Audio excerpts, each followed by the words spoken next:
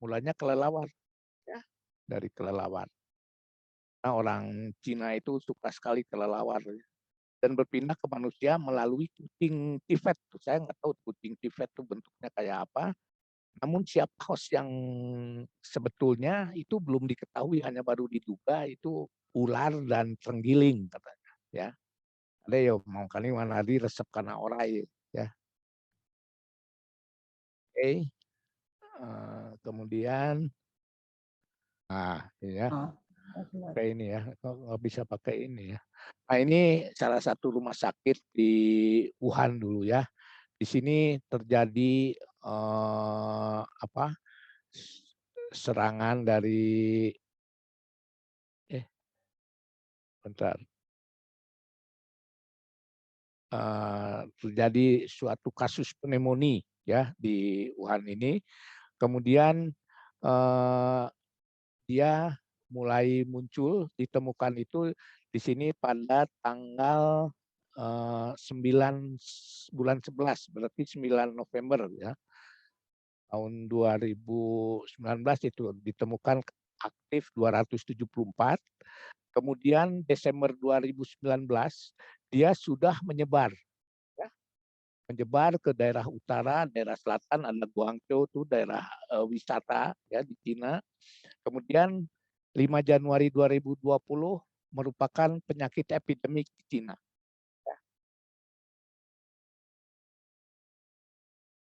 Nah, kemudian WHO juga pada itu melaporkan update di sini ada 30 Juli 2021 ya, jadi baru bulan kemarin ya. Itu melaporkan kasus baru sekitar 623.707 terkonfirmasi, berarti positif itu 196 juta 500 lebih ya di seluruh dunia dan angka kematian mencapai 4 juta. Nah, kemudian pada akhir Juli 2021 ya dilaporkan di Asia Tenggara ini kasus terkonfirmasi di beberapa negara Asia Tenggara ya. Ini kita lihat di sini ya. Filipina dan Indonesia mendapat medali emas di sini ya untuk COVID-19 ya, dengan rekor ya terkonfirmasi 3.372 nih sampai akhir Juli 2021 dan yang meninggal 92.311. Kemudian, nah ini masa perjalanan daripada COVID-19 ya. 31 Desember dari Cina ada klaster pneumonia di Wuhan ya, dilaporkan pada 31 Desember 2019. Kemudian 7 Januari WHO menemukan bahwa penyebabnya adalah coronavirus. Ya. Coronavirus karena mulainya 2019 maka disebut COVID-19. Ya, ini 7 Januari ditentukan oleh WHO. Kemudian 30 Januari ditemukan kasus yang sama tapi di luar Cina. Yaitu negara yang pertama kena Thailand ya bulan Januari. Kemudian kalau nggak salah Indonesia tuh bulan apa ya? Februari atau Maret tuh di Indonesia baru ketemu yang di Depok tuh yang di sekolah dansa itu tuh mulainya ya. Kemudian 11 Maret 2020 WHO menyatakan bahwa COVID-19 merupakan pandemik ya. Jadi itu udah penyakit dunia ya. Itu dinyatakan 11 Maret 2020. Nah, sekarang kita bicara COVID-19 pada anak ya. Kasus pertama COVID-19 memang ditemukan ya di Cina juga ya pada awal-awal dari penyakit ini berkembang ya. Kemudian gejala awalnya adalah berupa gangguan pencernaan ya, gastrointestinal, diare, mual muntah yang pertama ditemukan pada anak ini ya.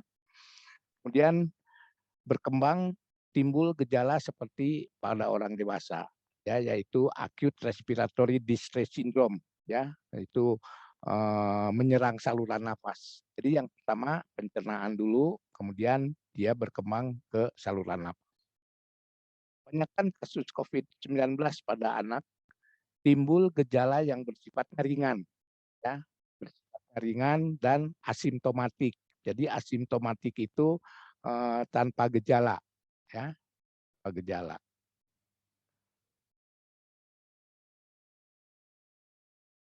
Berapa persen kasus anak dari total kasus COVID-19?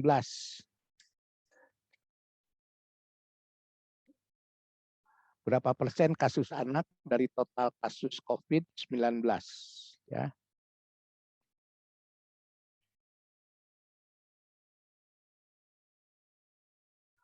Persentase pasien anek sangat bervariasi, ya, tergantung daripada bergantung pada batasan usia. Jadi kita mau ngambil batasan usia yang mana, ya? Itu antara 0 sampai 15 tahun, berbeda dengan 0 sampai 18 tahun, berbeda dengan 0 sampai 19 tahun, ya. Tergantung batasan usia yang digunakan. Kemudian negara yang melaporkan, ya, high atau upper middle income, ya. Jadi yang berpenghasilan tinggi atau menengah ke atas, ya, atau low and lower middle atau menengah ke bawah, ya. Jadi tergantung mana yang melaporkannya. Kemudian juga periode waktu pelaporan, ya, apakah pada awal terjadi pandemi atau setelah beberapa lama, ya, situasi akhir dari pandemi, jadi akan berbeda itu hasilnya. Kemudian jumlah spesimen yang diperiksa, ya, PCR yang dikonfirmnya itu adalah PCR. Nah, pada anak ini kan jarang diperiksa PCR. Di Cina pada periode awal itu usia 0 sampai 19 tahun itu 2% dari populasi usia 24%. Jadi populasi usia 0 sampai 19 tahun di Cina pada waktu itu adalah 24% dari jumlah penduduk. Jadi kalau jumlah penduduknya 1 miliar, berarti 24% itu 240 juta. Nah ini 2%. Jadi usia 0 sampai 19 tahun dianggap pada anak. Kalau di Indonesia anak itu sampai usia 18 tahun, ya. Cina 2%. Jadi 2% dari 240 ya kurang lebih 50 jutaan, ya, Cina. Nah, kemudian berapa persen kasus anak? Nah ini ya tadi jadi berdasarkan usia. Analisa UNICEF Max Planck Institute pada November 2020 meliputi 87 negara. Persentase usia di bawah 20 tahun itu sebesar 10,8%. Bervariasi dari 1% di Botswana dan 30% di Israel. Ya, itu di bawah 20 tahun. Kemudian tadi negara kaya ke atas, ya, menengah ke atas, itu ada 55 negara, itu 10,5% pada anak. Kemudian negara menengah miskin ke bawah itu 32 negara, 11,3%. Ya. Jadi tergantung dari negara-negara. Kemudian bagaimana penularan COVID-19 pada anak, ya? Anak-anak memiliki kerentanan DNA risiko infeksi yang rendah. Jadi jarang pada anak-anak. Kemudian anak yang terinfeksi mayoritas menunjukkan gejala ringan. Caranya adalah cara transmisinya itu penularan droplet, ya. Droplet, jadi kalau berbicara atau batuk tertular. Ya. Kemudian benda terkontaminasi, ya, dipegang-pegang, kemudian dia masuk mulut atau gimana. Kemudian infeksi prenatal, karena ini infeksi prenatal masih tanda tanya, ya, karena adanya barier plasenta yang yang bisa menghalangi penyakit, ya. Nah, bagaimana tertularnya, ya? Tertular dari anggota keluarga serumah, ya. Biasanya terutama dari orang tua, ya, ibu yang paling dekat. Dan saudara, kakek, nenek, pokoknya satu isi rumah. Jadi klasternya klaster keluarga. Seperti sekarang terjadinya itu kan misalnya satu rumah, ya, istri, suami, pembantu semua kena, ya. Nah ini sama seperti ini dan anak-anaknya juga kena. Kemudian tertular dari anggota keluarga yang tidak serumah bisa ketika waktu dia berkunjung atau misalnya ada saudara yang berkunjung, ya ini juga merupakan cara penularan, ya.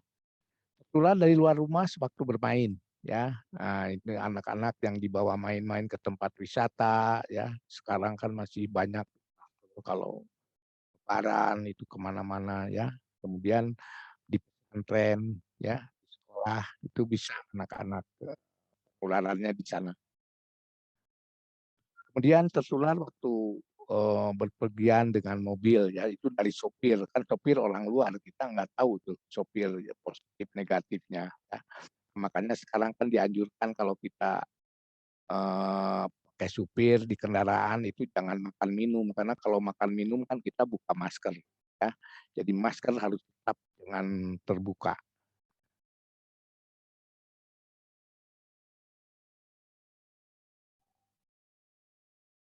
Kemudian eh, risiko, ya bagaimana risikonya, ya.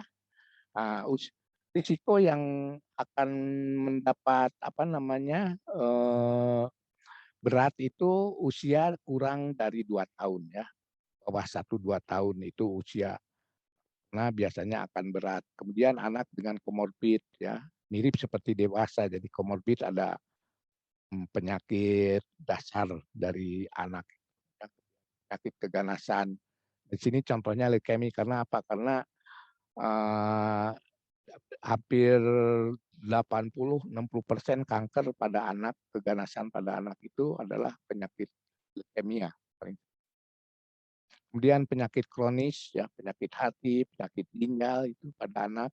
Kemudian kelainan jantung bawaan, asma, ya, kelainan metabolik, ya, hanya diabetes dan obesitas. Ya. Ada juga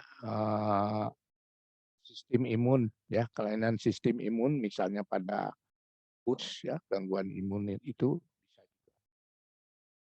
itu risiko terjadi COVID yang berat. Nah, pemeriksaan penunjang, ya dari sini saluran napas, ya sama seperti biasa orang dewasa, tapi pada anak juga karena sering ada keluhan pencernaan diambil juga swab dari rektal, pemeriksaan dengan PCR, kemudian etiologi lain, ya dan kultur.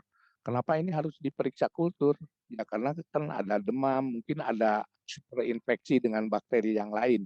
Jadi mungkin kita perlu bukan antivirus tapi perlunya antibiotik, ya. Makanya kultur darah pada kasus yang berat itu perlu dilakukan, ya. Nah, sekarang istilah-istilah, ya mengenai suspek COVID. Apa yang dimaksud suspek COVID, ya? Yaitu yang memenuhi salah satu kriteria, ya. Ada kriteria A1 yaitu demam akut dan batuk, ya. Demam, batuk, lemas, sakit kepala, nyeri otot, nyeri tenggorokan, pilek, hidung tersumbat, sesak napas, anoreksi, mual muntah, diare. Nah, ini gejala klinis, ya. Atau gejala klinis lain yaitu infeksi saluran pernapasan atas berat dengan riwayat demam lebih dari 38 derajat dan batuk yang terjadi dalam 10 hari terakhir, ya, 10 hari terakhir pada diagnosanya serta membutuhkan perawatan rumah sakit. Atau muncul gejala-gejala yang anosmia, ya, jadi tidak ada uh, indera penciuman, indera pengecap, ya, yang tidak diketahui penyebabnya apa. Kemudian ini yang A1, A2, A3 itu gejala klinis, ya. Kemudian juga yang suspek itu adalah seseorang yang memiliki riwayat kontak dengan kasus konfirmasi COVID-19.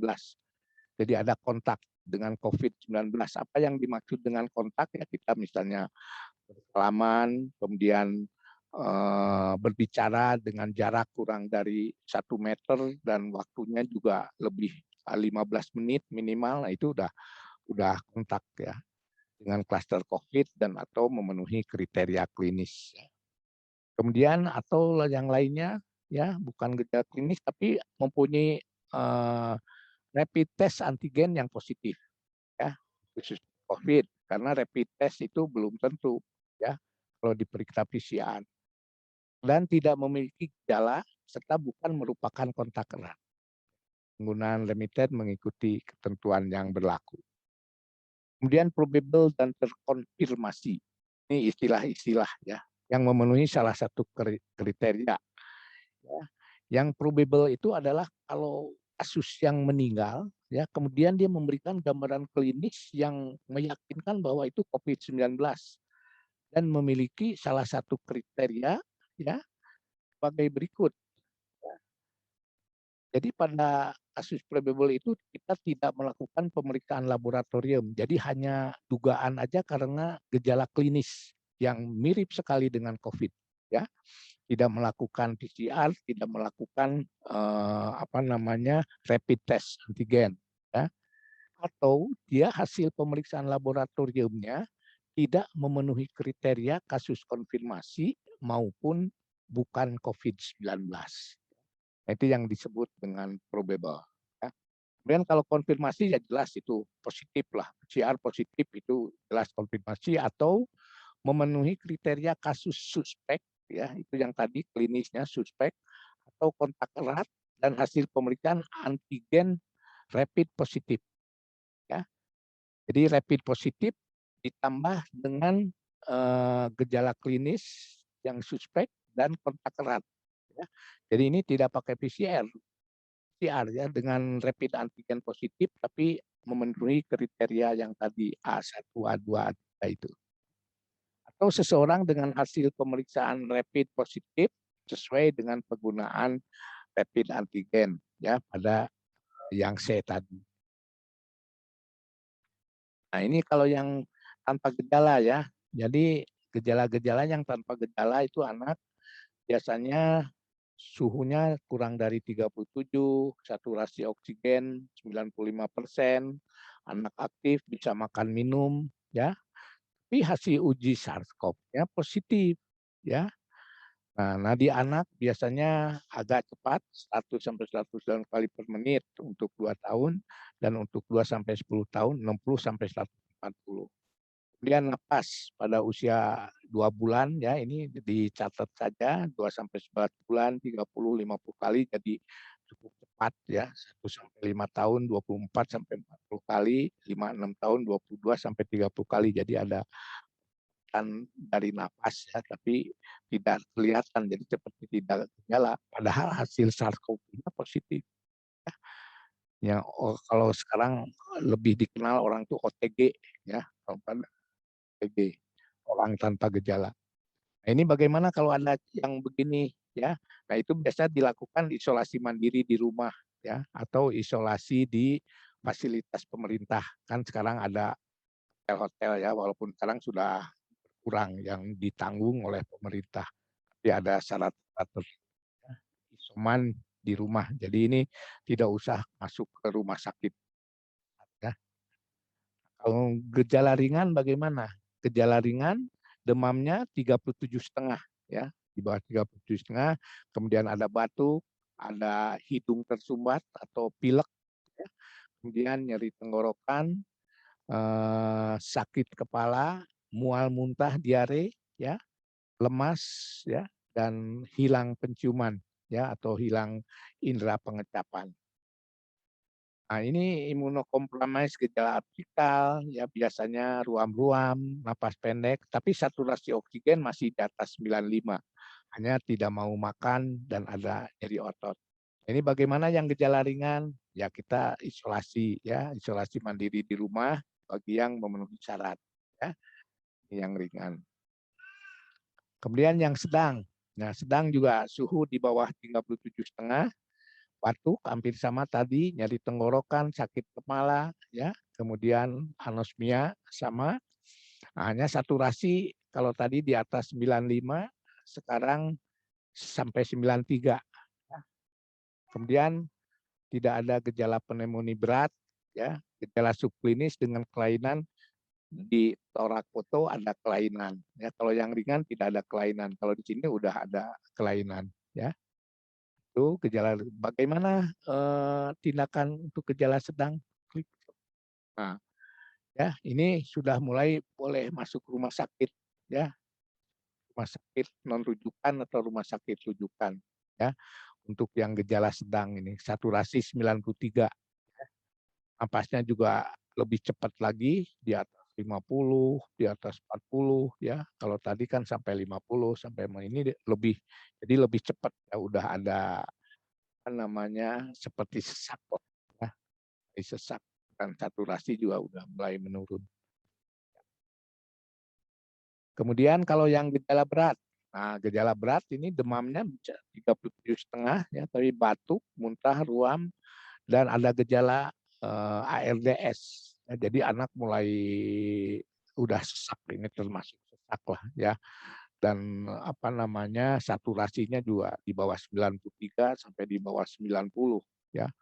Ini udah perlu oksigen yang ini dengan atau tanpa gagal napas, tapi tidak terjadi shock, ensefalopati ya, kerusakan miokard, gagal jantung, kemudian tanda bahaya umum, tidak mampuan.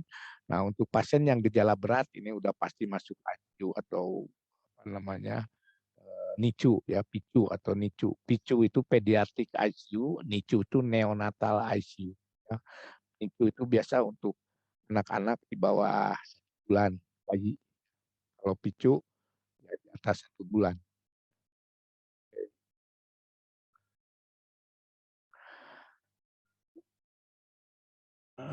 Syarat isolasi mandiri. Nah ini karena anak-anak, jadi harus ada pengasuh, ya.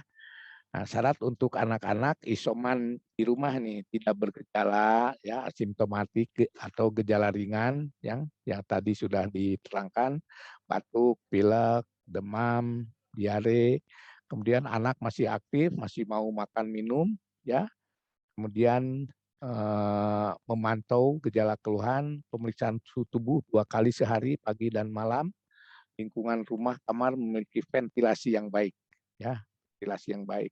Sedangkan untuk pengasuh ya bisa orang tua, bisa ART. Yang penting pengasuhnya yang tua dapat tetap mengasuh anak yang positif. Ya, tapi ya tentu dengan persyaratan. Orang tua atau pengasuh disarankan yang risiko rendah terhadap gejala berat COVID-19. Jadi yang risiko rendah itu ya dia tidak punya COVID ya. Ada anggota keluarga yang positif maka dapat diisolasi bersama. Jadi kalau anak positif, anggota keluarga, ayahnya atau bapaknya atau siapa punya anggota yang serumah ada yang positif, itu bisa di satu ruangan. Jika orang tua dan anak berbeda status COVID, disarankan berikan jarak tidur 2 meter di kasur terpisah. Ya. Jadi yang anak berbeda status COVID, ya, jadi masih bisa satu kamar tapi harus jaga jarak. Berikan dukungan psikologis pada anak, ya. Karena jangan dibikin anak stres ya kalau udah yang besar, yang di atas 7 tahun, 8 tahun, 9 tahun kan mereka udah ngerti. Jadi harus diberikan semangat ya, pokoknya cerita-cerita yang menyenangkan lah ya. Nah, ini kemudian ininya anak harus banyak tidur ya. Ini tanda-tanda yang bahaya nih ya. Kemudian ada cekungan di dada, hidung cekungan di dada itu tarikan napas. Ya. Tarikan napas ya itu merah atau cekung, ruam, demam lebih dari 7 hari. Sama, kalau kejang wah jelas itulah udah gawat lah ya emergensi. Makan minum, buang air kecil berkurang berarti dehidrasi. Ada gangguan fungsi ginjal. Gambaran setolak mengalami progresivitas dalam waktu singkat. Gambaran ronsen torak infiltrasi bilateral, multilobe, efusi pleura. Usia di bawah 3 tahun, anak dengan penyakit penyerta, ya, penyakit jantung bawaan, ya, deformitas saluran nafas, abnormalitas, HB, gizi buruk. Ini tanda-tanda ini apa namanya? Ini tanda-tanda bahaya ini ya. Alat dan obat yang perlu disiapkan apa saja di rumah ini untuk anak-anak ya. Obat-obatannya obat demam ya karena kita tahu ya, virus itu adalah penyakit virus itu self limiting disease. Jadi yang bisa sembuh sendiri sebetulnya ya. Virus itu bisa sendiri Jadi kita hanya memperkuat daya tahan. Kemudian gejala atau simptom yang timbul ya. Jadi ini obat panas paracetamol tergantung ya kita sini pakai umur, lebih tepat lagi kita kalau pakai kilogram berat badan ya. Jadi kalau paracetamol 10 sampai 20 miligram per kilogram berat badan. Kemudian zinc ya, ini 20 miligram sehari selama 14 hari ya selama isoman. Kemudian vitamin C ya. Kemudian vitamin D3 ya. Ini yang untuk di rumah ya. Di rumah ya siapin ini aja. Udah ya yang penting makan, minum mau ya. Kan di rumah itu ringan penyakitnya. Kemudian alat yang perlu apa? Ya kita harus punya termometer dan oximeter. Ya. Oximeter untuk mengukur saturasi oksigen. Ya, ukur pagi, siang, sore. Ya, kalau merasa anak kelihatan napasnya cepat, pasang oximeter. Kemudian suhu juga termometer. Ya.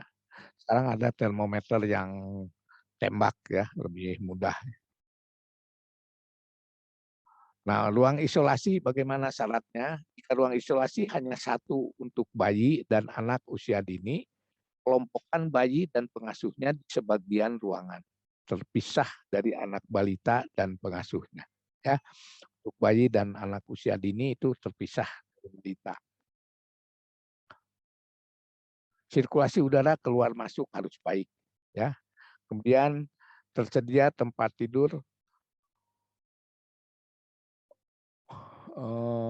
anak dilengkapi labea individu.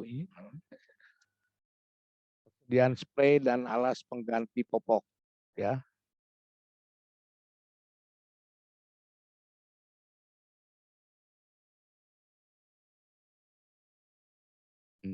Ya. Kemudian teras atau akses ruang terbuka ya untuk memungkinkan dia keluar masuk ya udara segar dan juga untuk berjemur kesegaran aktivitas fisik ya. Nah, ini ruang isolasi ini harus ada dan tempat sampah ya harus tertutup. Kemudian tempat cuci tangan serta toilet terpisah dengan penghuni lainnya ya. Ini ruangan isolasi yang memenuhi syarat.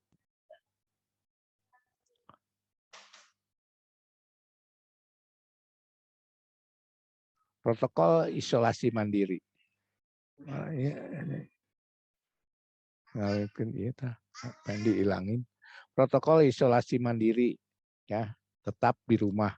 Jadi kalau lagi isoman itu nggak boleh jalan-jalan ya, biarpun nggak ada gejala ya, dia tetap harus di rumah, nggak boleh jalan-jalan ke mall atau berkunjung ke tetangga ya. Nanti di rumah, kemudian gunakan masker ya, walaupun di rumah, kemudian jaga jarak ya, tetap tangan. Nah, anak diajari cara cuci tangan yang betul ya paling tidak cuci tangan pakai sabun selama 20 detik ya, sela-sela jari semua. Menerapkan etika batuk. Kita tahu batuk kan sudah dilatih ya dengan siku ini ya, itu etika. Periksa suhu tubuh pagi dan sore ya. Periksa saturasi oksigen ya tadi udah siap oximeter dan frekuensi nadi. Kemudian pantau frekuensi napas. Pantau frekuensi. Kemudian berikan ASI. Berikan anak makanan bergizi dan jaga higienitas peralatan makan dan minum. Melakukan aktivitas fisik ringan, kemudian istirahat cukup, mendapatkan sinar matahari pagi, sering membersihkan benda, alat, mainan yang sering dipegang, kemudian melakukan pembuangan popok sekali pakai dengan tepat. Keluhan semakin memberat, bagaimana? Ya, bila terjadi perburukan gejala isolasi mandiri, segera lakukan telekonsultasi dengan tenaga kesehatan, puskesmas, dan rumah sakit terdekat, atau melalui layanan daring ya.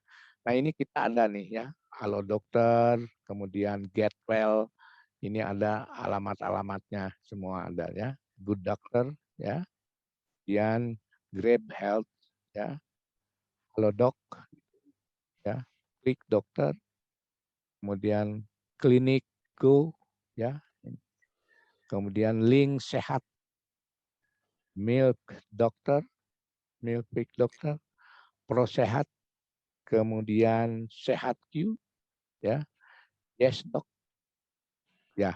Nah ini kalimat. Terus apa yang harus disiapkan? Pemantauan harian ya, pemantauan harian yaitu gejala. Ya, gejala yang tadi demam, batuk ya, dicatat makin hebat atau bagaimana. Kemudian penurunan kesadaran, apakah ada jadi anak seperti tidur aja dibangunin tidak ada reaksi ya. Itu sudah penurunan kesadaran ya, jangan dikira tidur gitu ya. Tadinya anak yang aktif diajak ngobrol tiba-tiba jadi pasif. Itu udah mulai itu. Kemudian gejala demam, batuk, pilek ya. Ini ada logbooknya, catatan itunya ya. Nyeri kepala, diare, muntah yang dicatat. Kemudian ruam, suhu, saturasi, nadi ya, laju napas, BAB dan BAK. Keluhan lain ya, dan simpulan. Oke. Nah, selesai isolasi ya, umumnya gejala akan hilang dalam 14 hari. Ya, umumnya ya, kalau yang sedang-sedang ini 14 hari.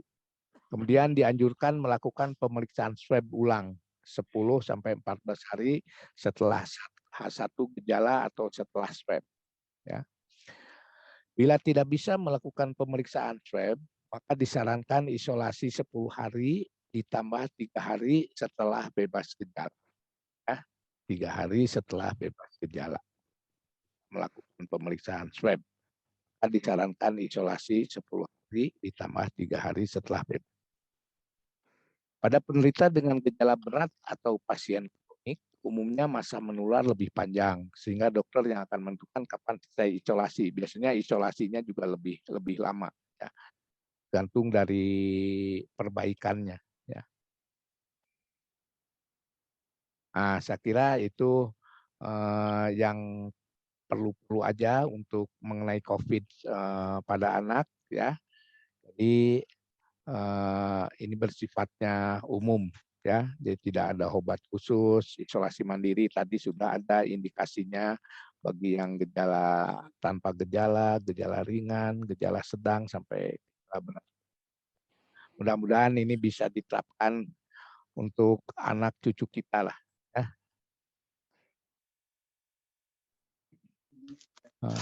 Kira sekian. Assalamualaikum warahmatullahi wabarakatuh. Terima kasih. Silahkan moderator. Baik, Waalaikumsalam Ya. warahmatullahi wabarakatuh. Terima kasih Dokter Hari. Ya. Selanjutnya, Akang Teteh sekalian, Bapak Ibu, kami persilahkan jika ada pertanyaan bisa disampaikan langsung atau kita tulis di kolom chat. Ini pertanyaan pertama sudah ada, Dok. Ya. Pertanyaannya adalah apakah anak boleh divaksin, Dokter? Divaksin apa maksudnya? Divaksin COVID.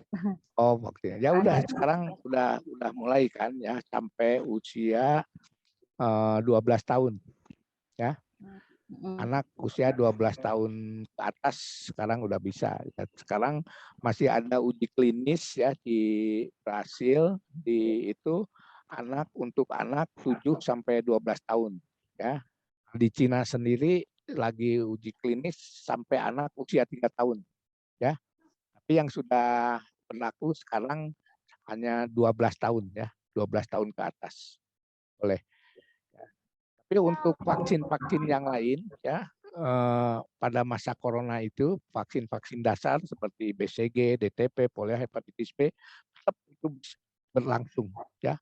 Malah harus lebih ini lagi karena maksudnya kalau dia terkena dia tidak akan super infeksi oleh penyakit-penyakit yang belum divaksinkan itu, ya.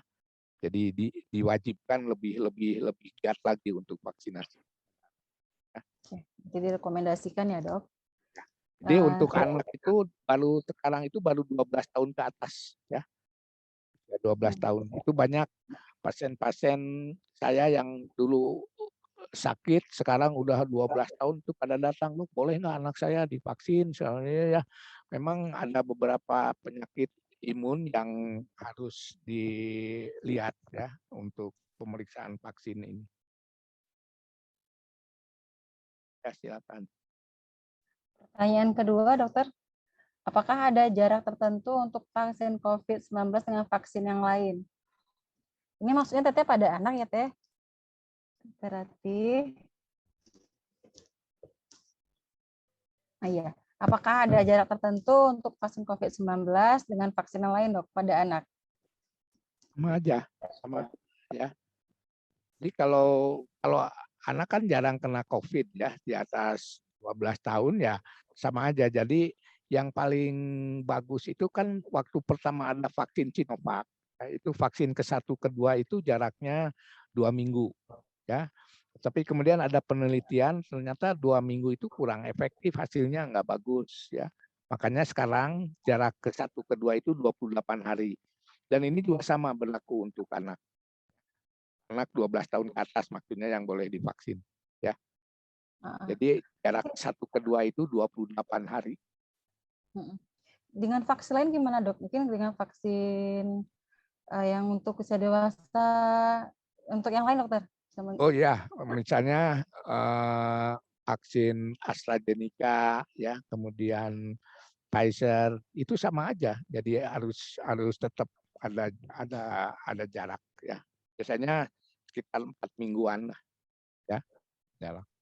Jadi misalnya vaksin pertamanya Sinovac, ya. Yang keduanya mau pakai Astra. Itu di luar negeri malah demikian. Jadi mix ya namanya, mix vaksin. Mereka menganut itu. Karena kalau 2 vaksin yang sama, katanya 2 kali itu hasilnya kurang bagus dibandingkan dengan mix. Ya, yang satu vaksin A, yang keduanya nanti vaksin B. Itu hasilnya akan lebih baik. Nah, ini contoh saya vaksin ke-1, ke-2 saya dapat Sinovac. Ya. Itu bulan Maret kalau nggak salah, Februari Maret saya dapat Sinovac itu. Ya. Kemudian kemarin Juli ya, bulan awal Juli itu lagi mulai booster ya. Saya di Hasan Sadikin itu ada penelitian nih mengenai vaksin ini. Jadi kita yang sudah 2 kali Sinovac, yang kemarin yang ketiga itu kita kasih Moderna. Kita diambil darah, diperiksa nih sebelum suntikan ketiga titer antibodinya ya. Periksa, kemudian nanti sebulan lagi nih saya nanti hari Selasa diperiksa lagi tuh sebulan setelah ini apa vaksin. Nah, waktu hasilnya itu saya sebelum Moderna yang ketiga itu diambil hasilnya itu 0,54.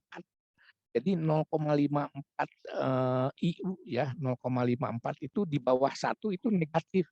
Jadi tidak ada gitu antibodinya ya, non reaktif disebutnya ya di bawah 1. Nah, yang dianggap itu 1 ya, 1 sampai 20 itu dianggap positif tapi positif rendah ya, positif rendah. Di atas 20 itu positif tinggi. Nah, cuma saya kemarin kebetulan lagi apa namanya, lagi kontrol aja check up. Kemudian pengen tahu nih, padahal nanti saya kalau ikut penelitian kita hari Selasa depan nih. Minggu kemarin saya diperiksa pengen tahu. Itu saya kaget juga itu 61 dari 0,54. Saya kemarin diperiksa 61. Padahal cut untuk batas positifnya itu di atas 1. Saya 61. Jadi ya sebetulnya wah kamu mah nggak bisa memakai masker tapi tetap ya sekali lagi teman-teman walaupun kita sudah 3 kali sudah itu prokes Karena virus corona ini kan masih baru, ya. Kita belum tahu betul sifatnya itu seperti apa, ya. Jangankan corona ya, saya sering vaksinasi pada anak-anak, vaksin DTP, vaksin BCG, itu udah lengkap mereka. Kok masih bisa kena ya? Padahal anak saya udah DTP 3 kali. Ya, itu memang begitu vaksin itu. Tapi dibandingkan dengan yang tidak vaksin, gejalanya lebih ringan. Kalau tidak divaksin mungkin anak Bapak difteri itu harus tracheostomi, dibolongin, harus dirawat. Tapi jadi samalah seperti corona juga gitu ya. Jadi kemungkinan untuk dirawat rumah sakit dengan yang tidak itu jauh berbeda. Ya, Oke, dokter. Pertanyaan selanjutnya, Dok. Untuk vaksin apa yang cocok buat anak? Apakah Sinovac, Moderna tadi juga boleh untuk anak, Dok? Saya kira ya karena Moderna itu rada lumayan galaknya deh ya. Kalau Sinovac 2 kali itu tidak terasa apa-apa, tangan bekas disuntik tidak terasa sakit, kemudian demam enggak juga ya. Tapi dengan Moderna kemarin itu ya saya memang termasuk yang kurang inilah, reaksinya kurang ini. Saya cuma hanya ini aja, lengan bekas suntikan itu sakit, yang dulu tidak dirasakan pada Sinovac. Kemarin Moderna sakit sampai ya sehari mah rada pergerakan agak kaku, tapi udah gitu hilang. Alhamdulillah demam segala macam nggak ada. Tapi teman saya itu sampai tidak bisa bangun, panas 40 derajat, kemudian tangannya 3 hari bengkak dan tidak bisa bergerak, kemudian lemes, kemudian ada sakit kepala, hebatlah pokoknya. Nah, jadi mungkin untuk lihat gejala ininya pada anak-anak ini saya pikir lebih baik Sinovac ya. Karena Sinovac juga yang 3 kali Sinovac itu hasilnya di atas 20. Jadi udah cukup lah protektif. Jadi, menurut saya itu ya. Tapi kalau mau Moderna juga ya boleh aja. Anak nggak apa-apa kan di atas 12 tahun ya. Mereka udah kuat lah, apalagi yang 18 tahun, 15 tahun gitu, boleh aja Pak. Sinovac. Ya.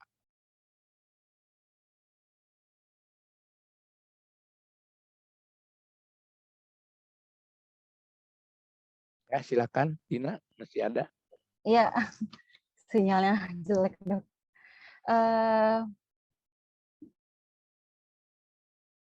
Ya, sinyalnya kurang bagus ya kamu tuh. Hilang timbul sinyalnya. Coba nanti saya baca nih ya, ada di chat ini.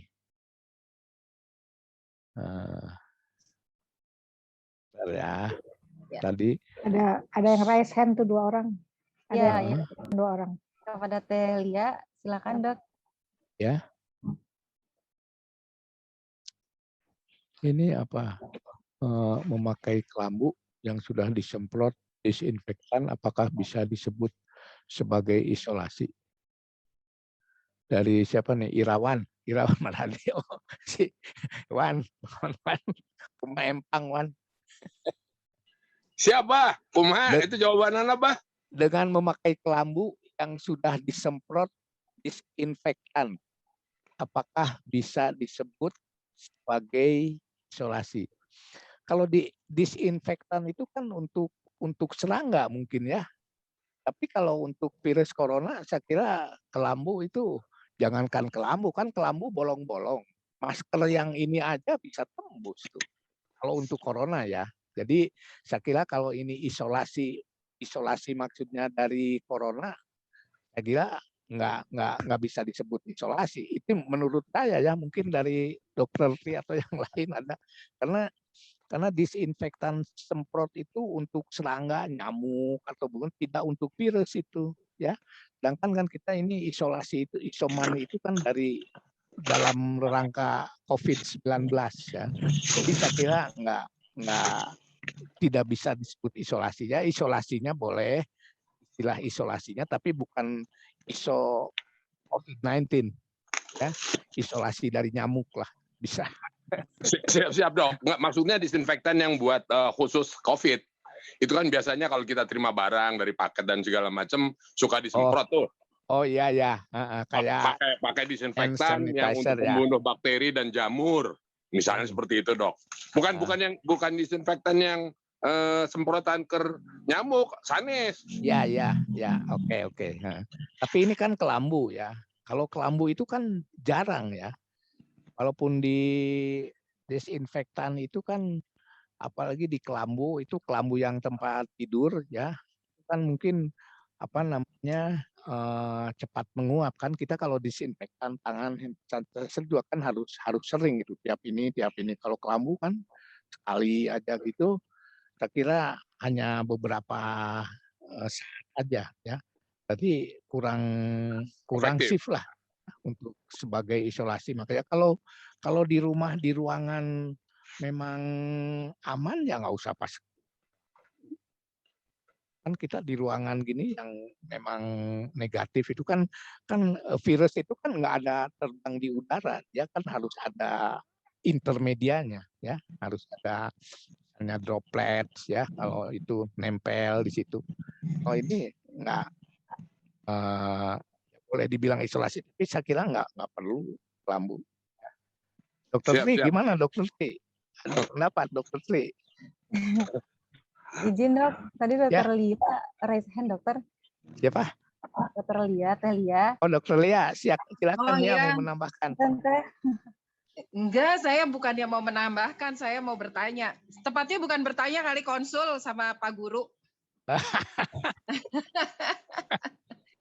Jadi gini dok, yang pertama ada 2 pertanyaan dok intinya. Saya kagok kalau ngerubah ke Akang, udah biasa manggilnya dok, soalnya anak murid ini mah. Akang ada di Wanadri mah Akang. Biar ngorak keneh ya. Jadi gini dok, kalau Sebentar menurut dulu, sebentar Lia. Sebentar ini Mangga. yang Iwan gimana Wan? Udah cukup jawabannya Wan? Maka atur nuhun, Bah. Jadi Oh, ini ya, oke. inisiatif sendiri Ya, aja oke. untuk Silakan, Lia. mengurangi kemungkinan itu. Ya. Karena kan sekarang juga Oke. airborne si COVID-nya itu kan, Iya. vaksin itu. Ya. Ya mudah-mudahan aja Ya, preventif. ya. Atur Oke. nuhun, Bah. Yo, mangga. Ya, silahkan Lia. Jadi gini dok, seperti dari zaman dulu kan kita tahu sistem imun seorang anak itu masih bagus lah ya pada usia anak. Tapi Ya. saya terus terang belum bisa sampai pada pemikiran bahwa kenapa angka kita masih paling tinggi di dunia gitu loh menurut data WHO. Terus yang kedua dok gini, ya bukan penelitian ya, sebenarnya pengamatan kecil-kecilan saya di rumah sakit saya. Dengan sejak adanya COVID, trauma atau kecelakaan pada orang dewasa itu jauh berkurang. Tapi trauma pada anak-anak itu meningkat. Ya itu wajar karena anak-anak bergerak dan di rumah dia jatuh dari tangga, dia loncat-loncat dan lain sebagainya. Nah seringkali anak ini datang ke saya di rumah sakit, fraktur misalnya, penampilan OTG lah ya. Jadi dia karena rumah saya mewajibkan di rumah sakit saya mewajibkan untuk operasi atau masuk OK itu PCR harus negatif. PCR. Di atas 50% PCR-nya itu positif, Dok. Nah, yang jadi masalah adalah kemudian tindakan. Ya seperti dokter juga tahu kalau anaknya fraktur yang heboh kan orang tuanya gitu kan. Iya. Nah, akibatnya adalah si anak ini tentu harus ada tindakan. Sehingga tindakannya saya selalu menawarkan temporary treatment dulu, misalnya pasang spalk dulu. Misalnya seorang anak ini butuh saya pasang implan pada anak ini, otomatis kita memang menyiapkan OK tekanan negatif dok. Tapi yang saya tidak bisa jamin adalah pasca operasinya dok. Yang namanya operasi kan otomatis adalah trauma baru pada anak ini. Nah, apakah pengalaman dokter ada anak yang pasca operasi, ini definitif operasi ya dok ya, misalnya ORIF ya, bukan yang gips. Apakah ada yang setelah definitif terapi malah perburukan untuk COVID-nya gitu dok? Ya, jadi anak itu macam-macam ya. Tadi seperti dilihat dalam itu golongan umurnya segala macam ya. Nah ini tergantung COVID-nya juga COVID di mana. Jadi perjalanan penyakit COVID ya pada anak itu kan masih ada yang berhubungan dengan sistem imun nih ya. Itu masih ada Ya. kelenjar timus ya, di mana kelenjar timus itu mempengaruhi sistem imun anak, tapi makin kecil ya makin kuat ya. Timusnya kan masih efektif, aktif ya, tapi kalau makin besar kan makin berkurang. Itu yang pertama. Yang kedua mengenai virus coronanya ya. Jadi virus coronanya itu kan kita tahu diikatannya itu dengan apa namanya ada apa nama AC2 ya, AC2 ya namanya ya, angiotensin converting Ya. enzim ya. Nah, itu Ya. berikatan. Nah, itu pada anak tergantung usia itu AC2 ini kan merupakan reseptor daripada virus ya, reseptor daripada virus. Sehingga kalau pada anak kecil ya AC2 reseptor ini masih sedikit ya pada anak-anak. Mengapa pada anak-anak ini jarang ya? Ini mengenai terjadinya. Tapi kalau pada anak yang pernah COVID ya, itu tergantung daripada tingkatan COVID-nya ya. Tingkatan COVID-nya seperti apa? Karena COVID ini setelah diikat kan masuk ke dalam sel ya, dalam sel. Nah, sedangkan antibodi pada anak yang ada itu sifatnya adalah menetralisir, ya bukan membunuh. Jadi yang sudah ada di dalam sel itu nggak bisa dibunuh tuh sama si antibodi itu. Jadi antibodi itu hanya mengikat, menetralisir virus-virus yang masih ada di luar sel. Nah ini pada saat operasi kita tidak tahu derajat keparahannya seperti apa. Ya. Derajat keparahannya seperti apa. Jadi tergantung daripada derajat keparahan. Tapi kebanyakan kalau sampai dilakukan operasi itu biasanya COVID-nya kalau lihat tadi saya bilang bahwa AC2-nya itu pada anak-anak itu lebih sedikit ya, dan di selaput mukosa usus juga sedikit. Jadi kemungkinan untuk menjadi beratnya kalau ringan itu tidak akan menjadi memburuk ya. Karena apa? Karena Oke. kalau sampai dioperasi itu berarti kan kondisi si anaknya bagus ya. Nggak mungkin lah kondisi Ya. anak buruk itu harus dioperasikan, kontraindikasi harus diperbaiki Ya. dulu paling tidak keadaan umumnya. Ya. Jadi kalau yang itu biasanya sih bagus-bagus saja ya. Pasti ya. Jadi Karena bukan apa? perburukan ya, Dok ya? Enggak perburukan, enggak membaik itu, malah bisa membaik itu ya. Oke. Itunya si COVID-nya ya, karena sebetulnya COVID-nya. kan tidak terpengaruh dengan frakturnya ya, COVID fraktur ya. Daripada anestesinya juga kan udah pastilah anestesi untuk anak dengan COVID kan ada rumusnya mungkin dari anestesi ya. Tidak memburuk. Jadi kalau yang memburuk itu memang derajat daripada COVID-nya yang waktu operasi ya, itu. Gimana Teh? Makanya pada orang-orang yang antibodi tinggi ya, orang-orang yang dengan antibodi tinggi itu ini misalnya plasma konvalesen ya, saat untuk plasma konvalesen kan sering diberikan. Nah, itu terus terang aja plasma konvalesen itu ya walaupun sekarang masih kontroversi, hanya bagus diberikan pada COVID-19 yang ringan. Yang berat Ya. itu kadang-kadang tidak berhasil. Kenapa? Karena ya itu konvalesen itu kan antibodi itu ya, antibodi bukan untuk membunuh virus tapi untuk menetralkan. Sedangkan pada COVID yang berat itu si virus-virusnya sudah intraseluler ya, sudah intraseluler. Jadi antibodi yang berat ini hanya menetralisir virus yang tinggal sedikit lah di peredaran karena sudah masuk ke sel-sel. Nah ini yang bahayanya kalau antibodi ini sudah mengikat virus yang menetralisir virus, masih ada sisa antibodi. Nah ini antibodi yang masih sisa tidak ada ikatan dengan virus, dia akan berikatan dengan sel-sel lain ya yang epitopnya merupai virus corona. Misalnya sel-sel jantung, sel ginjal. Makanya yang antibodi tinggi itu banyak hubungannya dengan miokarditis ya. Dengan miokarditis karena apa? Karena setelah mengikat menetralisir virus, ini antibodi masih ada, dia menempel di sel-sel yang lain yang epitopnya menyerupai virus corona. Nah, itu sehingga dia akan malah memperberat kalau pada pada apa pada COVID yang berat. Ya. Nah, ini saya kira samalah dengan pada anak-anak juga ya. Jadi kalau anak-anak itu kan kadang tidak dianjurkan untuk pemberian antivirus ya, hanya pemberian daripada bukan antibodi, apa namanya tadi itu vitamin-vitamin ya, kalau ada infeksi sekunder ya kasih antibiotik.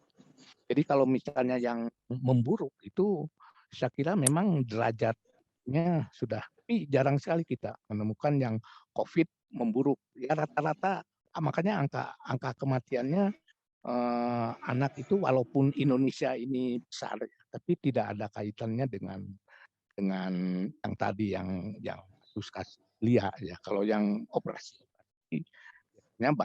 dan jarang ya tidak anak-anak yang dioperasi. Ya gitu ya Oke, Lia. oke. Hmm. Ya, siap Dok, siap. Ya, Atur ayo. nuhun Dok pencerahannya Dok. Ya. Jadi Ya. Masih ada Lia? Kita sharing aja. bisa Lia. saya berani langsung to the point. Ya. Atur nuhun Dok. Yo, Ya, mangga. siap Dok. Atur nuhun Dok. Baik Teh Telia, terima kasih. Tadi Kang Oknol tadi raise hand juga. Ada pertanyaan Kang? Silakan.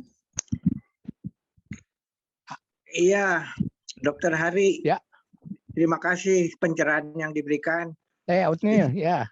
Ini ada Dokter Tri, ada saya, Dokter Lia, apa kabar, dan Dokter Dina ini.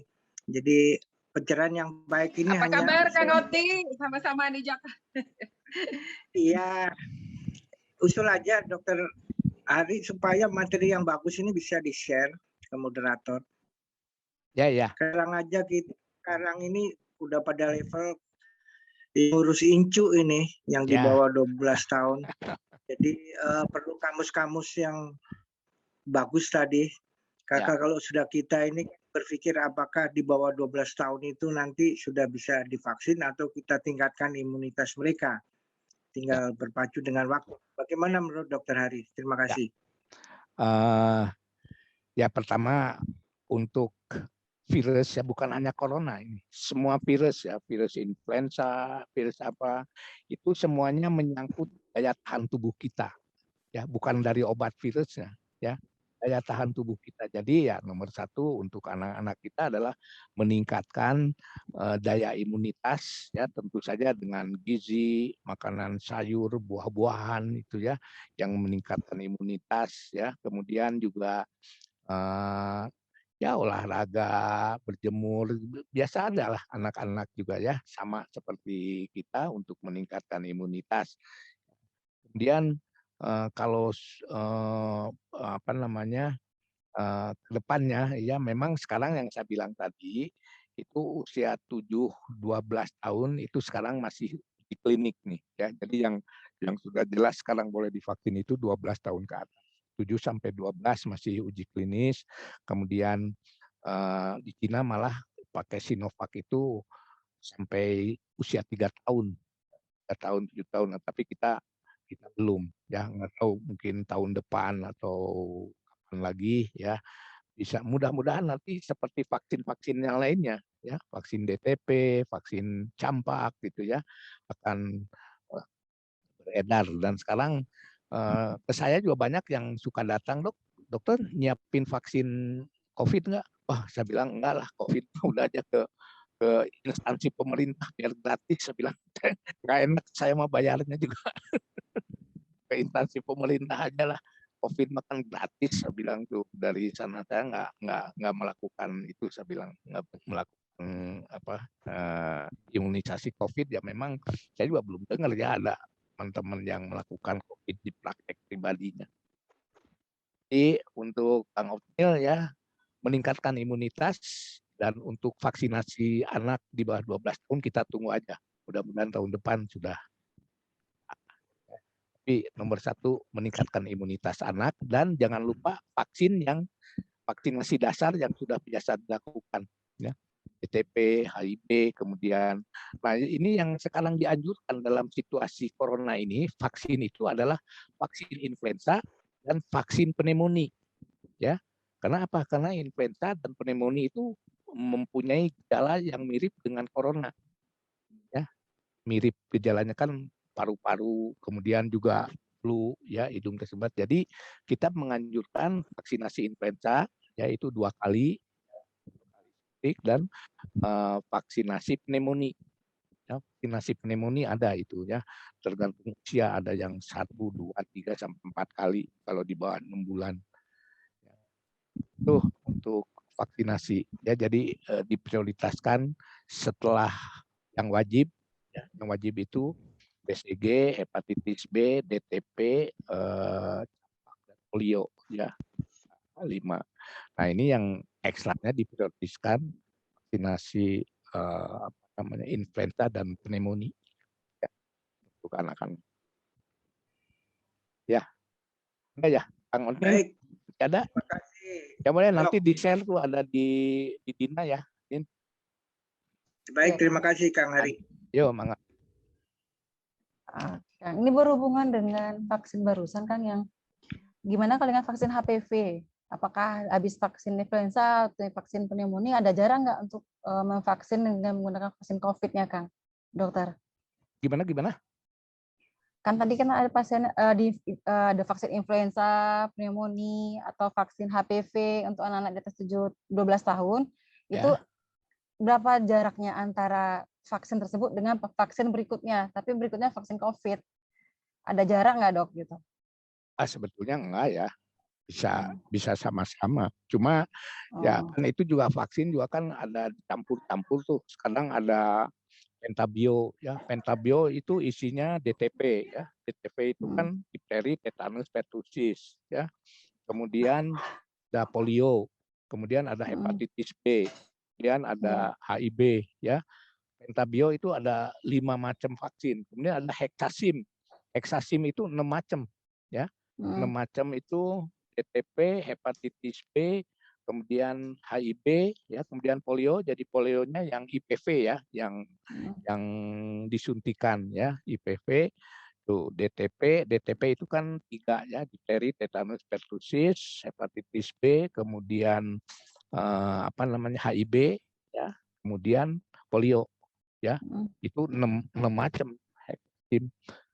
Kalau yang 5 macam itu dia DTP, hepatitis. Oh ya, yang 5 macam itu polionya ditetes, ya. Jadi tetap 6 macam, cuma polionya yang ditetes, yang oral, ya. Kalau heksasim 6 macam, polionya IPV yang disuntik. Jadi bisa, ya, bisa disatukan. Itu kalau di puskesmas saya ada pasien itu sampai 3 macam obat tuh. Itu disuntik ini, Bu. Ya biar nggak sering datang lah, sekaligus aja. Jadi disuntik BCG terus apa gitu.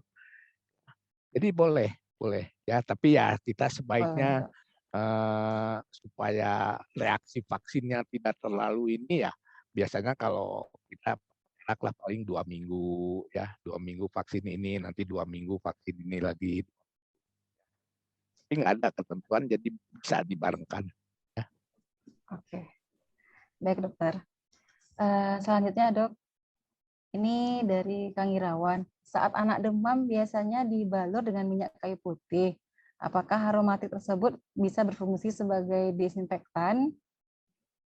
Minyak kayu putihnya, saya nggak tahu ya, minyak kayu putih sebagai desinfektan atau enggak, ya. Desinfektan terhadap, karena itu baunya, kandungannya, kemudian panasnya, ya, kalau digosokkan anaknya sebagai desinfektan, ya mungkin bisa juga, ya.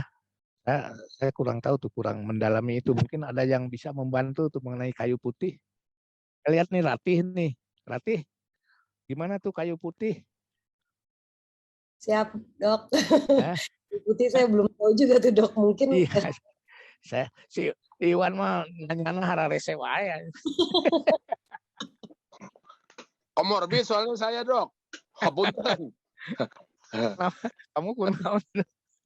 Saya asma dari kecil, asma Oh ya, berat. tahu, tahu. Jadi dengan begitu kan memang saya harus Ah, ekstra hati-hati untuk masalah iya. terutama dalam kondisi COVID ini. Jadi Ah, biasanya dari kecil itu saya suka menghirup kayu putih sampai ya. sekarang. Ah, Katanya dengan model diuapkan air ya. panas, Ah, ditetesi minyak kayu putih itu ya. juga bisa untuk mencoba menahan atau mengurangi COVID yang ada di hidung dan pernapasan, Dok. Ya. Tapi yang saya tahu, saya belum tahu ya kayak itu. Tapi efeknya yang jelas kayu putih dengan uap yang panas itu adalah vasodilatasi. Yang saya tahu, apalagi untuk asma, jadi untuk melonggarkan pernapasan.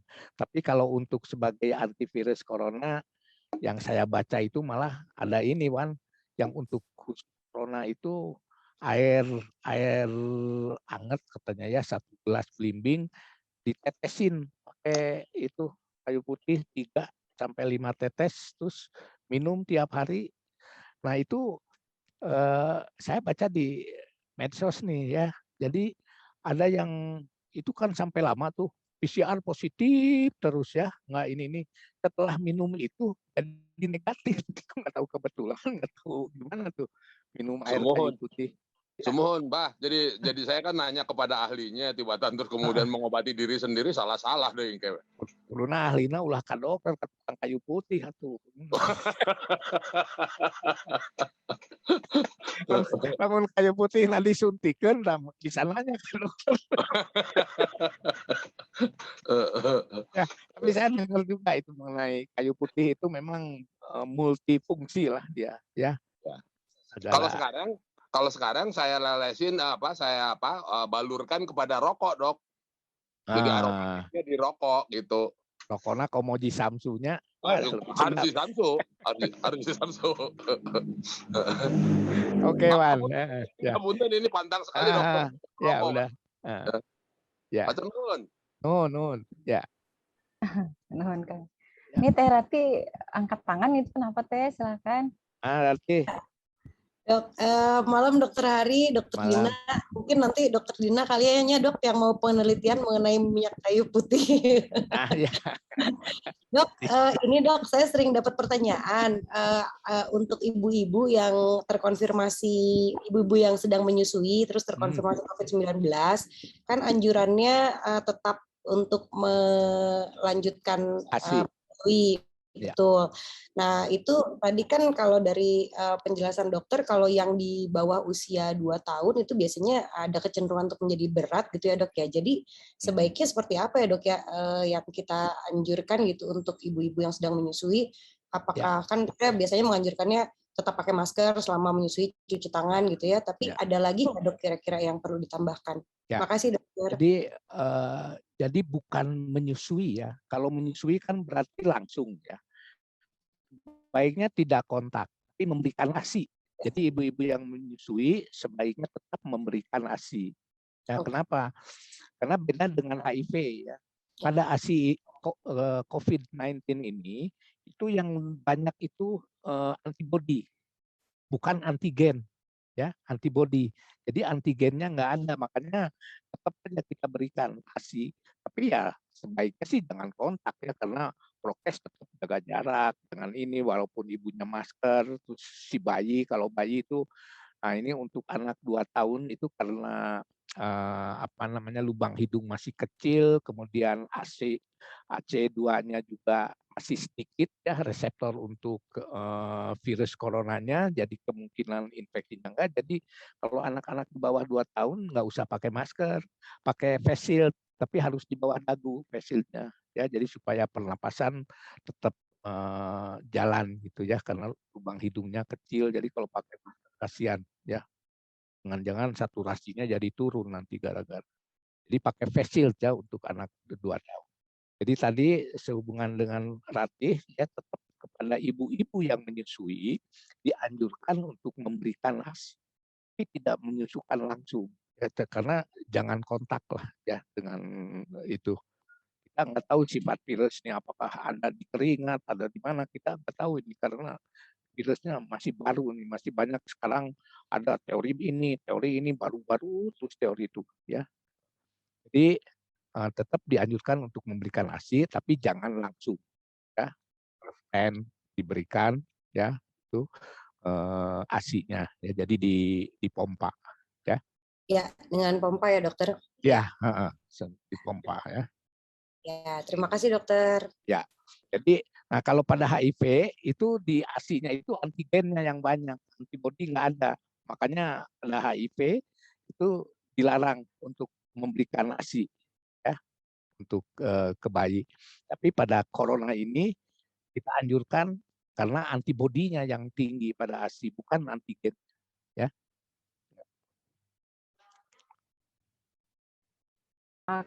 Baik Teh, terima kasih Teh. Cukup Teh? Cukup, hatur nuhun. Ya. Baik. Pertanyaan selanjutnya ini Dok. Kalau sudah kena COVID yang sudah parah, obat apa yang cocok buat anak-anak gitu Dok?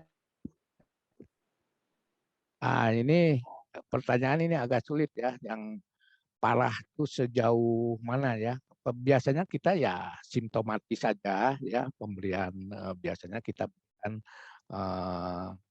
antibiotik ya karena antivirus COVID belum dianjurkan untuk anak ya. Kita hanya suportif terapi aja. Suportif terapi ya dengan mengurangi mengurangi asupan-asupan yang menimbulkan multiplikasi virusnya bertambah ya. Jadi biasanya pemberian antibiotik, antivirusnya yang ada juga sih antivirus tapi bukan Gancipir yang gitu-gitulah ya. Virus yang lainnya hanya untuk mengurangi. Kalau yang sudah berat biasanya pada anak-anak itu memang agak susah ya, suportif terapi dengan menunggu waktu karena virus itu kan lama-lama akan mati sendiri dia di dalam tubuh kita itu ya. Jadi kita mempertahankan hidupnya dengan pemberian oksigen, nutrisi yang baik ya. Ya anaknya bisa bertahan terus, anak bertahan virusnya mati sendiri nanti. Oke.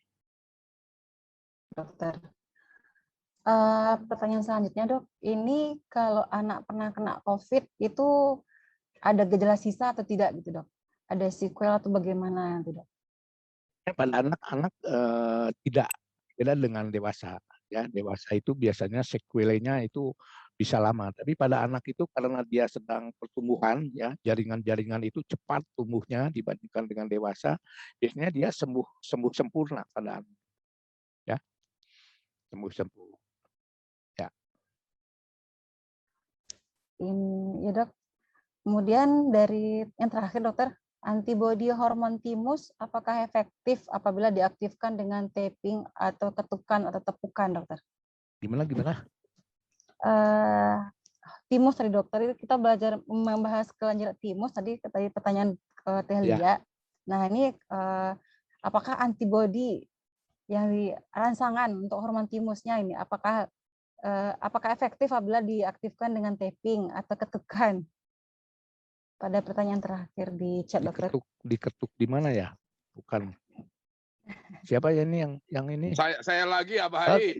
Kumaha maksudnya coba langsung. Itu kan ada 4 titik yang bisa diketuk dengan tapping, tepukan-tepukan di bawah mata, ya. Kemudian persis di 2 tulang nonjol ini di bawah leher, ya.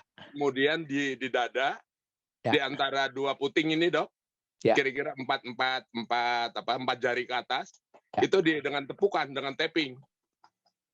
Apakah itu bisa mengaktifkan untuk mencoba meningkatkan antibodi dari kelenjar thymus itu? Belum tahu tuh, tapi timus itu kan organnya di dalam ya, saya nggak tahu harus diketuknya di mana itu untuk merangsang timus ya. Karena yang 4 titik tadi itu saya nggak baca ya itu referensinya, mungkin Iwan bisa nerangkan 4 titik itu diketuk untuk apa tujuannya? Yang 4 titik itu. Mengaktifkan si hormon thymusnya. Yang itu tuh. Memang Betul. dijelaskan dengan titik-titik itu dia bisa mengaktifkan hormon timus. Betul. Oh Betul. ya, oke. Jadi nanti saya share deh, Dok. Saya Ya, kirim oke. Bagus. titiknya itu. Pattern base-nya ya untuk karena kita ini kan harus ke ahli refleksi mungkin ya, pijit refleksi. Kita secara ilmu kedokteran ini belum tahu ya untuk merangsang timus itu dengan memang pada bayi-bayi itu suka ada message ya, pijit bayi ya. Mungkin ahli pijit itu tahu titik-titiknya karena timus pada bayi anak sampai di bawah 5 tahun itu kan masih efektif ya, masih aktif kerja keras. Hanya anak-anak itu jarang kena COVID itu karena timusnya masih hebat lah ya aktivitasnya. Nah, mungkin apa yang dibilang Iwan ya mungkin ada benarnya ya, tapi kita kan secara ilmiahnya saya terus terang aja nggak tahu itu ya. Nanti saya share, Dok. Hubungannya dengan hubungannya dengan pengeluaran hormon timus untuk meningkatkan imunitas ya. Titik tadi ya Wan ya. Mangga Dok. Boleh lah nanti lihat. Nanti saya share. Ya, cuma sekarang pijit refleksi itu rada paul ya karena tidak jaga jarak gitu. Semohon. Ya. Kalau saya sih saya tapping sendiri, Dok. Sendiri. Ya. Bagus. Banyak pengalaman kamu nggak buka eta tuh pijit refleksi naon gitu tah. Bisa dikerjakan sendiri dan saya kerjakan pada saat saya mandi, Dok. Jadi dengan begitu tidak ada lagi bahan atau yang mengganggu ketukan saya langsung ke dada atau ke di bawah tenggorokan ini. Ada kaitannya gitu. dengan asma kamu pada serangan asma misalnya di itu? Alhamdulillah enggak, Dok. Jadi kalau saya di ronsen paru-paru saya itu tinggi. Kan memang asma ini kan menyerang bronki, saluran pernapasan. Dari si dokter sendiri kasih tahu tidak ada flek di paru-parunya bagus, cuman memang tinggi. Ini indikasi asma. Oleh karenanya saya sangat berhati-hati, Dok, untuk masalah pernapasan ini. Haseup eta ge haseup disam tuh kecil-kecilnya. Sekarang justru itu menjadi penekan untuk menghilangkan COVID. Tewanian gitu. Iya nikotin. Ya. Untuk kaduruk soalnya, Dok. Atur nuhun, baik. Nanti saya share. Ya, oke. Ya. Atur nuhun. Assalamualaikum. Ya, waalaikumsalam warahmatullahi wabarakatuh. Ada lagi? Kang Teteh ada lagi? Kalau dari rekrut bayi apa ada yang kena COVID nggak? Ada. Ada. Nah itu pengobatannya bagaimana itu? Nggak diobatin, punya ASI aja. Ya itu kan tadi reseptor virusnya kecil sedikit, jadi makanya ringan ya. Reseptor virusnya ya biasanya tertular tubuhnya. Nah cuma sekarang memang di bagian anak COVID RSAS sudah jauh menurun ya 60%. Tapi ada dan obatnya ya minum ASI aja. Karena kan tidak bergejala. Seringnya tidak bergejala. Ya, Bangga. Ya, terima kasih Kang Hari. Ya. Dina juga terima kasih. Jadi memang kesimpulannya aja barangkali nanti dibuat bahwa kalau anak-anak berbeda sama dewasa, kalau anak-anak tuh karena lebih self limiting disease ya, cukup dengan vitamin. Kalau bayi pakai ASI aja, jadi nggak perlu antivirus. Yang persoalan adalah kalau dewasa berat dan ada komorbid, itu aja yang jadi persoalan. Kalau nggak ada komorbid biasanya cukup dengan tadi. Dan semua itu, apakah itu kayu putih, apakah itu Actemra, apakah itu plasma konvalesen, semua itu dalam penelitian. Jadi semua itu masih belum ada yang mengatakan hasilnya baik. Seperti plasma konvalesen pada yang berat ternyata tidak banyak manfaat, tapi pada yang sedang Kalau pada yang berat itu cuma 35%. Kalau saya penelitiannya sudah ada. Tapi kalau yang buat yang sedang masih bisa untuk memperbaiki keadaan misalnya. Actemra juga sama. Kalau Actemra itu pada saat yang berat juga udah nggak terlalu banyak manfaatnya. Tapi baru yang sedang bisa dilakukan. Karena cuma satu jenis saja dari, kan nggak ada namanya sitokin ya. Actemra itu kan cuma satu sitokin aja yang dilawan, yang lainnya enggak. Jadi semua itu masih dalam penelitian. Dengan demikian ya kita selalu akan, jadi perkembangan masih ada. Jadi kita selalu akan mengikuti perkembangan penelitian. Memang penelitian itu, jadi sekarang ini banyak dokter bukan masalah medis, tapi masalahnya dari medsos gitu ya. Kalau dokter dari medsos ini akan agak susah buat kita menjawabnya. Tapi kalau medis itu memang perlu waktu. Seperti Sinovac itu kan penelitiannya perlu waktu 3 bulan, 6 bulan, 1 tahun. Sama. Sekarang Sinovac bilang bahwa 3 kali Sinovac lebih bagus. Tapi yang di negara lain karena tidak pakai Sinovac, ya jadi penelitinya memang berbeda. Nggak semua meneliti yang sama. Ada yang meneliti Sinovac saja, ada yang meneliti Pfizer, ada yang meneliti Moderna.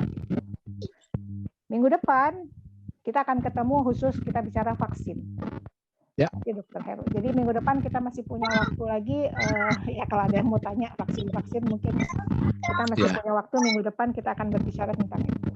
Tapi yang jelas semua dalam penelitian. Semua dalam penelitian. Apakah itu vaksin, apakah itu obat yang diberikan, mau IVIG, mau Actemra, mau plasma konvalesen, dan semua itu di Litbangkes ada, termasuk kayu putih tadi ada dalam penelitian. Hasilnya memang enggak diharapkan dalam sebulan ada, tidak ada dan 3 bulan, 6 bulan. Seperti kita sedang meneliti stem cell misalnya itu 1 tahun. Baru selesai September nanti, baru keluar September nanti baru ada. Dan itu semua masih bersifat ajupan. Ajupan itu tambahan. Jadi misalnya gini, dikasih plasma konvalesen saja tanpa makan vitamin berani nggak? Nggak bisa kan? Jadi tetap vitamin, tetap antivirus, tambah plasma konvalesen, misalnya gitu. Jadi semua itu sifatnya masih obat-obat ajuvan, obat-obat tambahan, bukan satu-satunya. Misalnya ada yang mau tambah ivermectin, berani nggak ivermectin aja tanpa ngasih vitamin C sama vitamin D? Cuma ivermectin aja, nggak sembuh juga gitu. Jadi itu semuanya bersifat obat tambahan. Jadi tetap basicnya adalah imunitas kita dengan antibodi yang baik, kemudian tambahannya apa? Itu semua dalam penelitian. Itu aja barangkali tambahannya Kang Hari. Nah, jadi silahkan aja disimpulkan. Nanti minggu depan kita masih ketemu dengan topik kita tentang vaksin.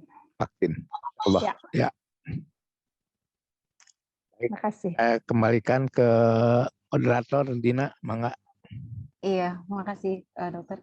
Ini terakhir dokter ada yang masih Kang Muhammad Syaudin yang mengenai konsep outdoor tadi. Kalau sekolahnya outdoor, kemungkinan terkena COVID-19 gimana? Sekolahnya di desa, pencegahannya dengan 5M udah oke, prokesnya udah oke.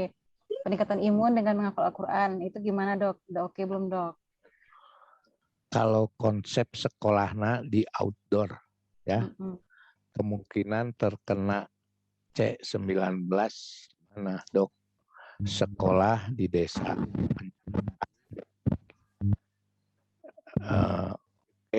Peningkatan imun. Jadi pokoknya mah udah bagus ya.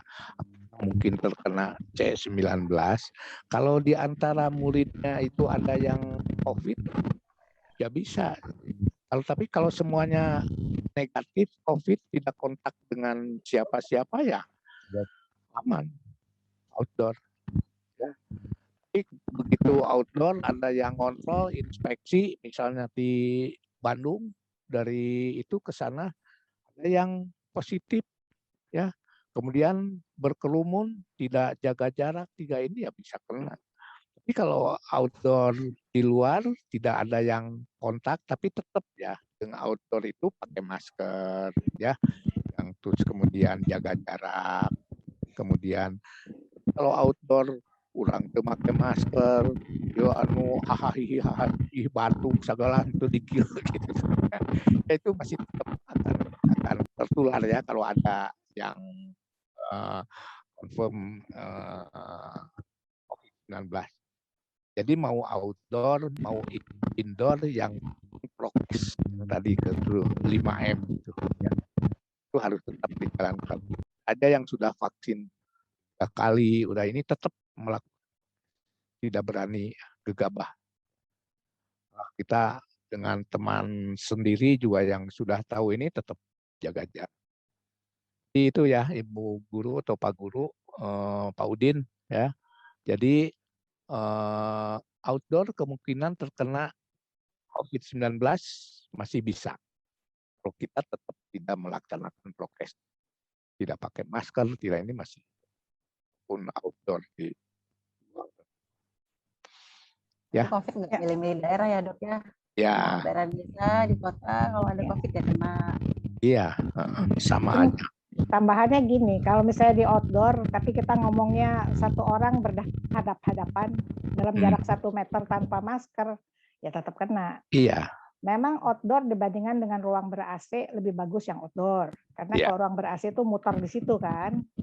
Tapi kalau jarak 1 meter kita ngobrol tanpa masker dan kita nggak tahu yang salah satunya COVID, barangkali bisa kena juga. Jadi bukan masalah outdoor atau indoornya, tapi jarak per orang yang harus tetap dijaga, dan kalau nggak menjaga jarak berarti masker harus dipakai. Saya kira itu. Prokes tetap ya, mau outdoor mau indoor, yang penting prokes. Jadi sama yang sudah divaksin atau yang belum tetap prokes boleh izin. Harga mati itu prokes tuh. Kalau